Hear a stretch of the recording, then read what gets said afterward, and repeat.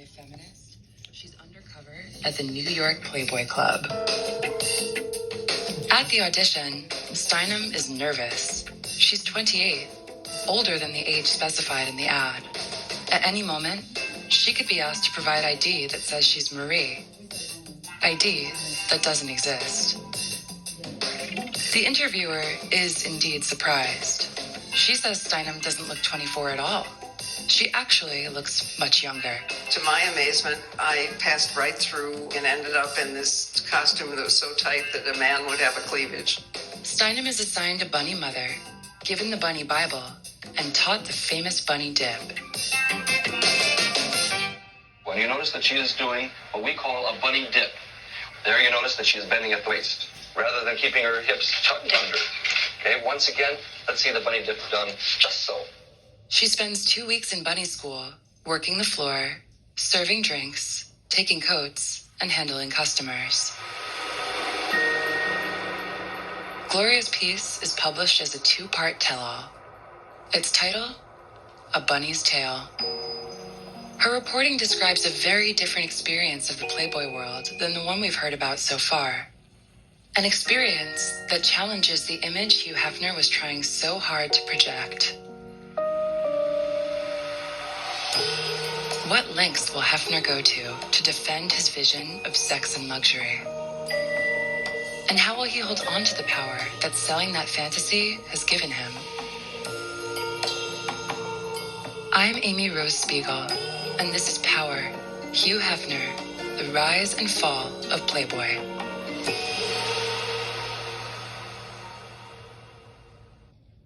Hi, I'm Mia, one of the producers here at Something Else. This podcast is sponsored by BetterHelp. BetterHelp is customized online therapy that offers video, phone, and even live chat sessions with your therapist, so you don't have to see anyone on camera if you don't want to. It's much more affordable than in-person therapy, and you can start communicating with your therapist in under 48 hours. Why invest in everything else and not your mind? Power listeners get 10% off their first month at betterhelp.com/power. That's BetterHelp.com/power. Last time, we heard about how Hugh Hefner launched Playboy magazine and the Playboy clubs with a winning formula of beautiful women and sophisticated living.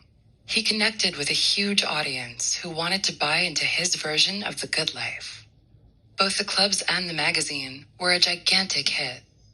So it wasn't surprising when Playboy also attracted attention from skeptics, like Gloria Steinem, a reporter working for an arts magazine called Show. After she works in the clubs for a couple of weeks, Steinem reports that the top money promised in the classified ad wasn't all it was cracked up to be. Bunnies have to pay for their costumes and makeup, including mandatory false eyelashes, and they're docked pay for infractions like messy hair. And Steinem says she only meets one person who made $200 in a week. Steinem reports that there are undercover detectives working in the club. They're trying to rabbit out any bunnies who are breaking the rules. The biggest of these rules is no dating customers, except for the VIPs. Another related form of intense surveillance is that new bunnies are required to have an internal examination for STIs.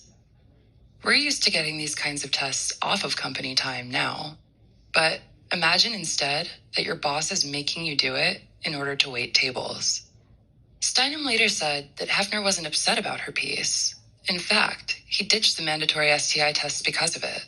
He wrote to her, "Your beef about the physical given to the girls before they start work at the club prompted my eliminating it."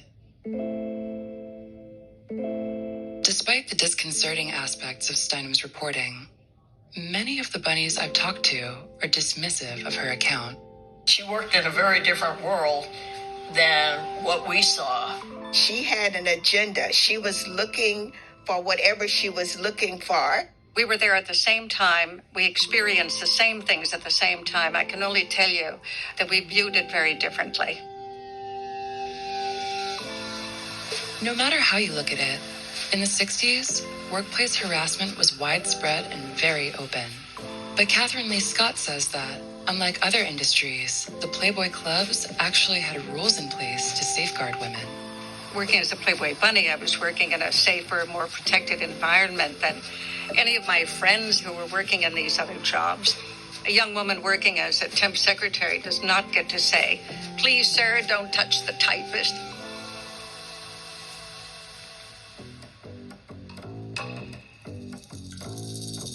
Amid criticism that Playboy was sexist, Hefner insisted that couldn't be further from the case. To hear him tell it, Playboy was fighting for sexual freedom for men and women. In 1962, he wrote a lengthy screed laying out the Playboy philosophy, which he deemed the Emancipation Proclamation of the Sexual Revolution. He wrote it on a lot of speed.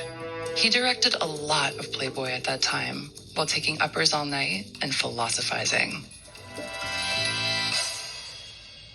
Though we are sometimes accused of having a dehumanizing view of women, our concept actually offers the female a far more human identity than she has had historically in the Western world. Whether they were considered creatures of the devil or placed on a pedestal, their status in our anti-sexual society has always been of an object. Hefner's grand claims about liberating women, the smiling bunnies in their skimpy outfits, the spreads portraying the hottest musicians in clothes, all this came together to position Playboy as part of a new, fun-loving, sexually open America. I was living in the club, but I was also part of the evolving world. It wasn't a separation because we were in the hub of the women revolution. And there was another element to the progressive face of the clubs that was especially important to Jackie Nett, carrying with her the memories of a childhood in Mississippi. I never felt anything about color there. I grew up with this intensity of people being lynched and being afraid and growing up under segregation. I grew up under that. And that's one of the things of Hefner. Hefner did not like segregation. When Southern Playboy clubs segregated their staff or clientele, Hefner forced them to change their policies or bought back the franchises at great expense. You have to remember that Hugh Hefner was one of the first in Hollywood and the entertainment industry to integrate his sets. This is Dr. Mireille Miller-Young, historian and author of A Taste for Brown Sugar, Black Women in Pornography. He had performers like Sammy Davis Jr. and others perform on the Playboy Penthouse show. He supported the civil rights movement by offering $25,000 rewards for the murderers of the 3 civil rights workers who were killed in Mississippi.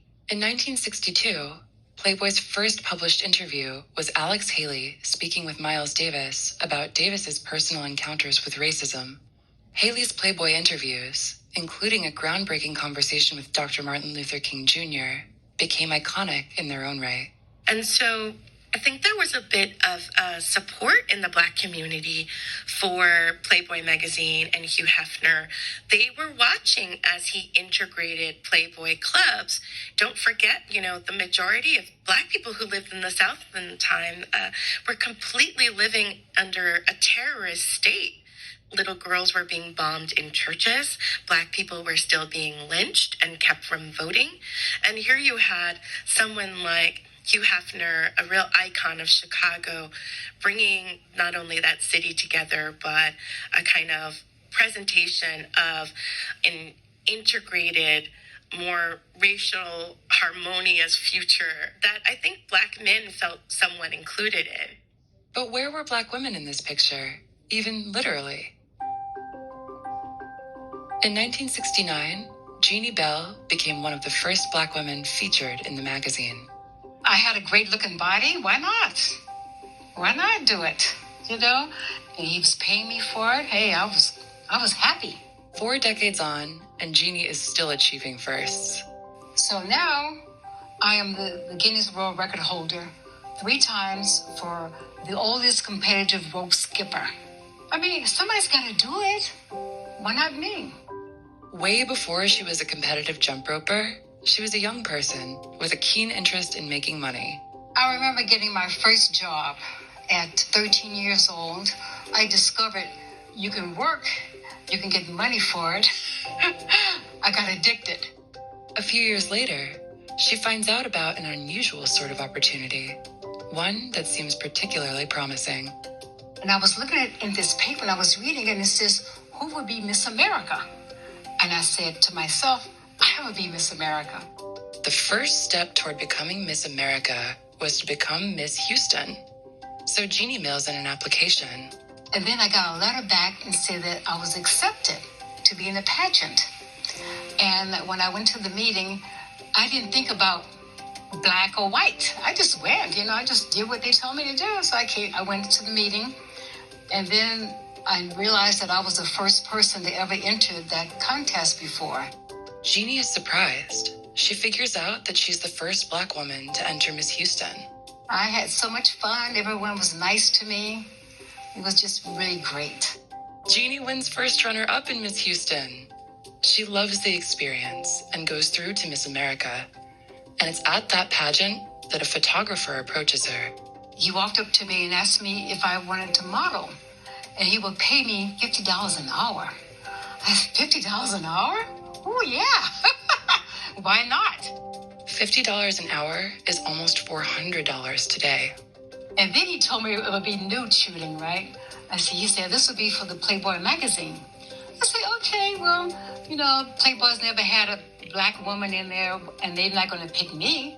Unexpectedly, though, she got confirmation. She was going to be the centerfold in 1969. He told me, he said, they want you to be in the magazine.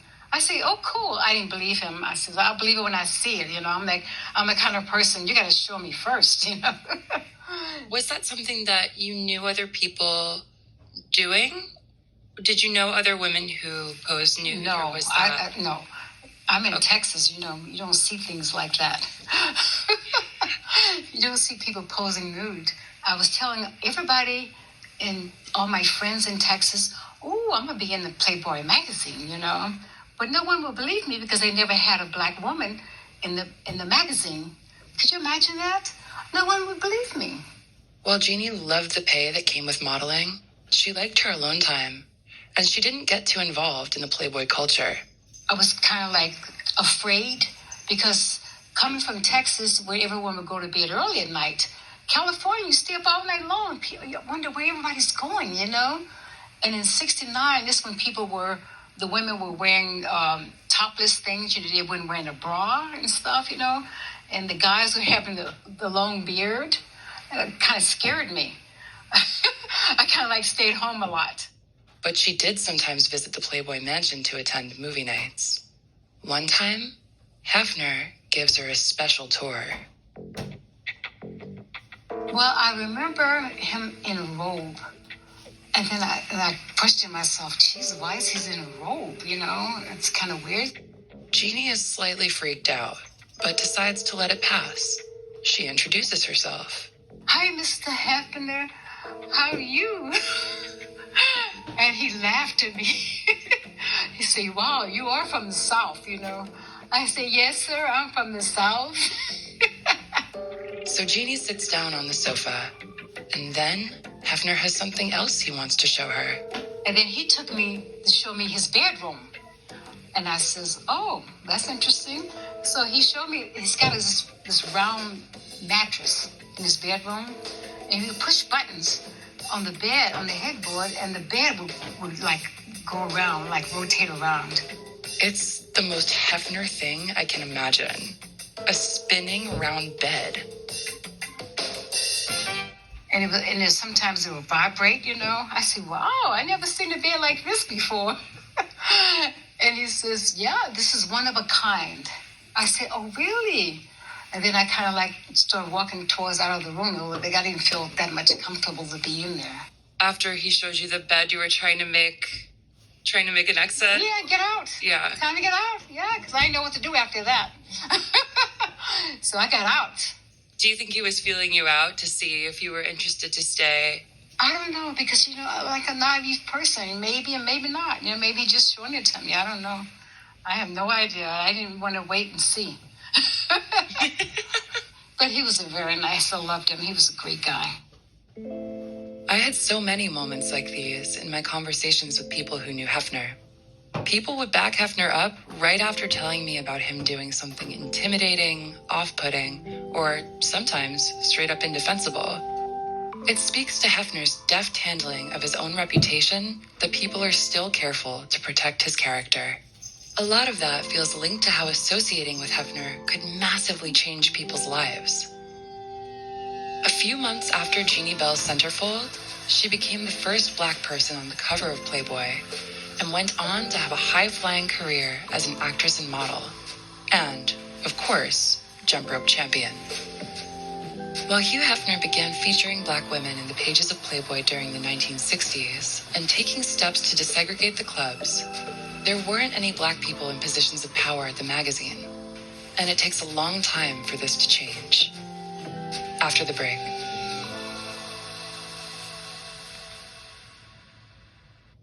Hi, I'm Mia, one of the producers here at Something Else. Good health starts with good habits. Quip makes it easy by delivering all the oral care essentials you need to care for your mouth. For years, I dreaded going to the dentist because they always shamed me for not flossing enough. But then I found Quip. Quip has made it easy with its reusable floss picks.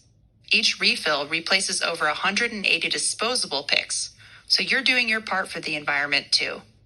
Shame-free and earth-friendly, I love it. Plus, Quip toothbrushes have a lightweight and sleek design, no wires or bulky chargers to weigh you down or take up space, and their stylish and affordable toothbrushes start at just $25. If you go to getquip.com/Hugh, right now you'll get your first refill free. That's your first refill free at getquip.com/Hugh. Spelled GETQUIP.com/Hugh. Quip, the Good Habits Company. Hi, I'm Mia, one of the producers here at Something Else. And I have to tell you guys about my latest obsession. It's my new favorite mobile puzzle game called Best Fiends.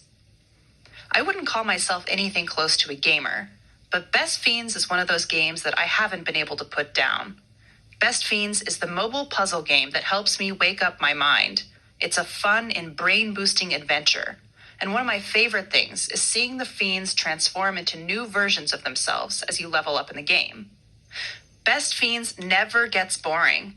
There are thousands of levels and fresh challenges to dive into when I need a mental pick-me-up. There's new content added all the time, so you're never bored. And the best part? It's free to download. Download Best Fiends free today on the App Store or Google Play. That's friends without the R. Best Fiends. Hugh Hefner was considered a very liberal publisher. He had a reputation as a supporter of the civil rights movement, but there were no African-American editors working for Playboy. And as I recall, Jesse Jackson, one of our prominent civil rights leaders, publicly criticized Hefner for being a liberal, but not having any African Americans working in any positions of authority or power or influence at Playboy. This is Dr. Walter Lowe Jr. In 1978, he became the first full-time Black editor at Playboy. I wanted to be a writer since I was 12 years old. My father discouraged me, which I think was rational. He said, Black writers don't make any money. His father's advice didn't deter him. He started writing freelance, and in his early 20s, he landed a job at the Chicago Sun-Times.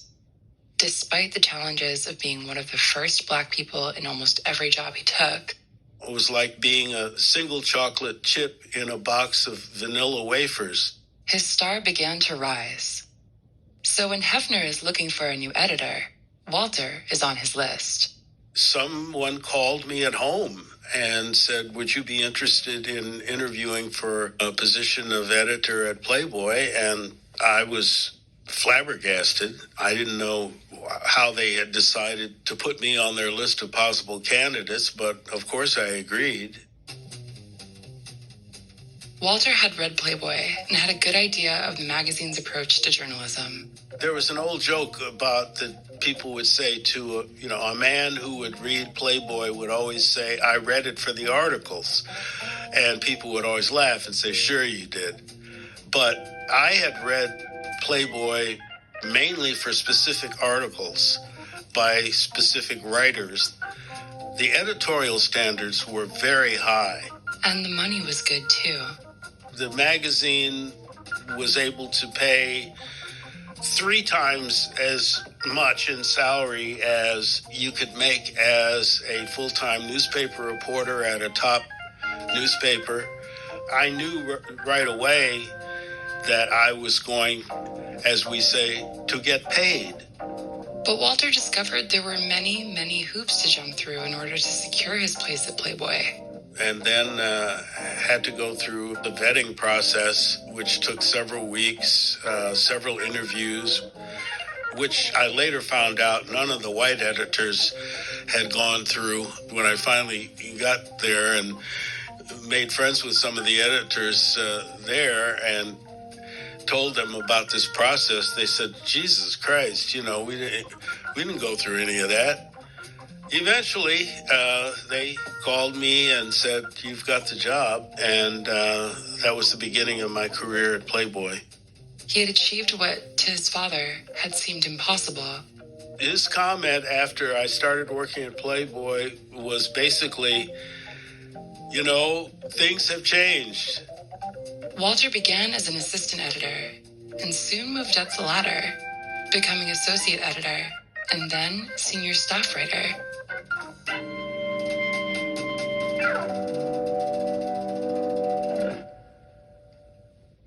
The Playboy image the magazine and Hefner projected was pure champagne and glamour.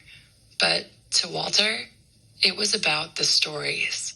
They would always have the latest stuff from John le Carré. They would have fiction by John Updike, Joyce Carol Oates.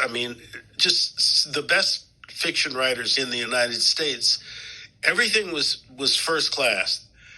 Really, the editorial department was a world unto itself, where the focus was just on producing the best journalism we could possibly produce, given all of the resources that were available to us at that time. We were also aware that a lot of Playboy's appeal was not what we were doing. The pictures were, part of the selling point of the magazine, and that was just an inescapable fact. Walter was able to write and commission pieces that explored social justice and issues related to race. He assigned the singular writer James Baldwin to investigate an unsolved string of murders in a piece called Evidence of Things Unseen.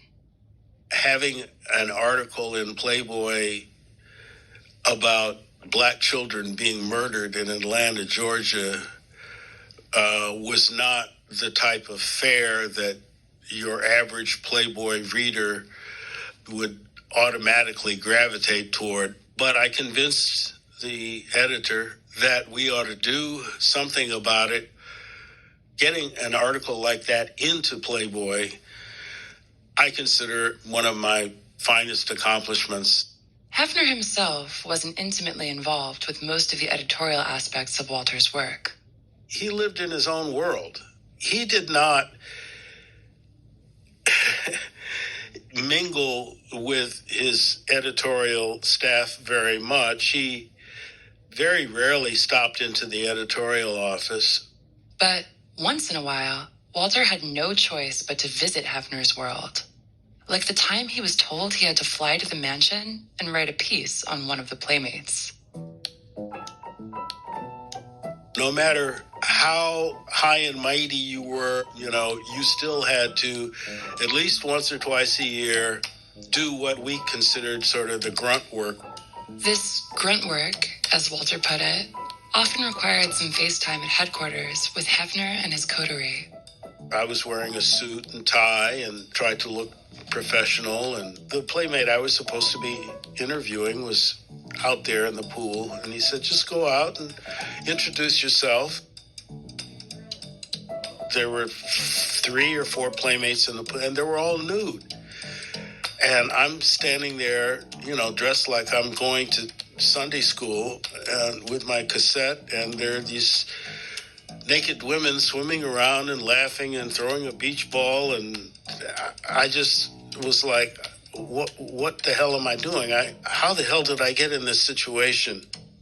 For Walter, this is not your standard assignment. And then Hefner comes down to say hi, and he says, "It's hot outside. Why don't you just take off your suit, put on some swimming trunks, and get in the pool? And you can relax, and the young ladies will feel more comfortable talking to you." And I was like, I'm not going to take off my suit and put on swimming trunks. I just got here. And he laughed, and he said, "Oh, this is the mansion." A man came down, one of Hefner's staff, and told Walter once again he looked out of place, and Hefner was insisting that he get changed. I just couldn't bring myself to do it, so I left and I went and met Alex Haley for dinner, which was a wonderful experience. This encounter neatly sums up how that era of Playboy could feel really contradictory. Walter went from this farcical experience of his boss demanding he put on a bathing suit and get in the pool with a playmate, to a dinner with an auspicious, serious writer renowned for his work on race. Still, the next time Walter visited the mansion, he wasn't able to wiggle out of the impromptu pool party. When I went the second time, I figured, okay, this is what the deal is. I think anyone who went to the mansion was part of settling into enjoying the experience was swimming in the pool. And so I went into the pool with my trunks, and I had to interview a playmate, and she's like, "Oh, let's go into the grotto." And the grotto is,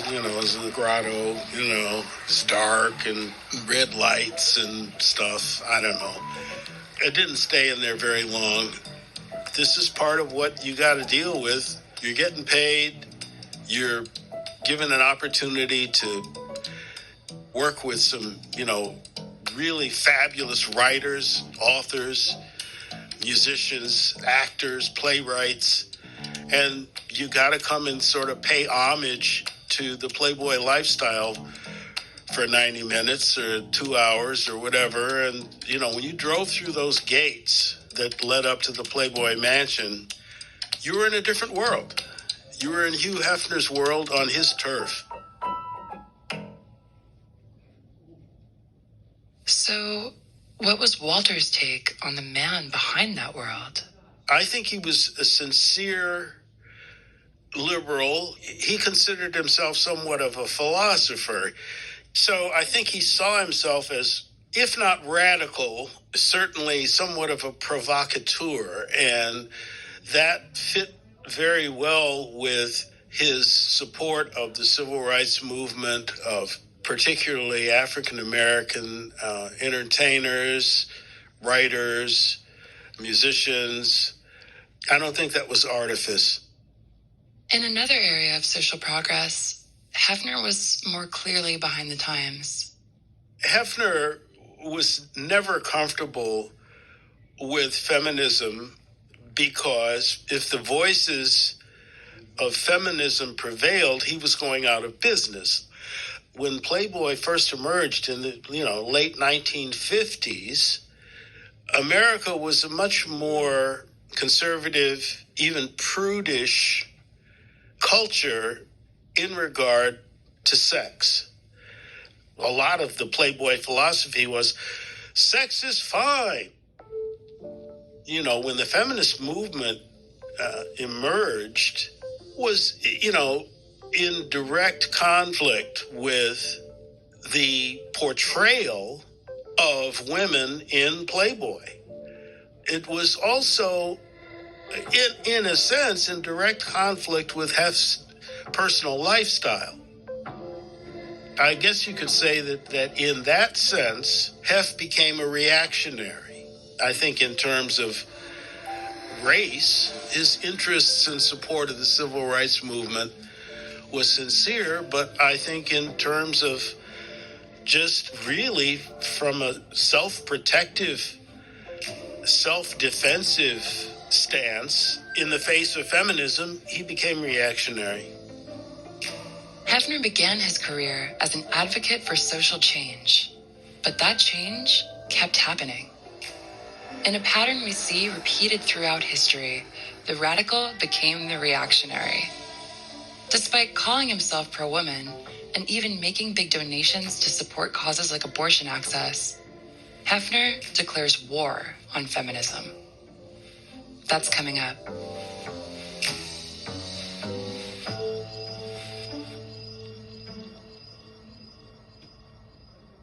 People call it a guilty pleasure. But what if I told you that reality TV is a time capsule of our culture?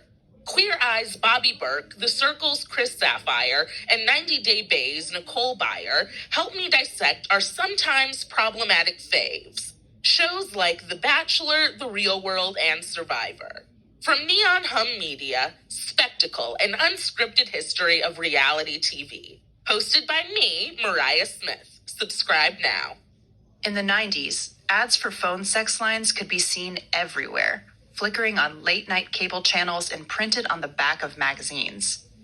But it was the phone sex operators behind the lines who created the close-knit dysfunctional family that turned American Telnet into a multi-billion-dollar company and revolutionized the sex industry.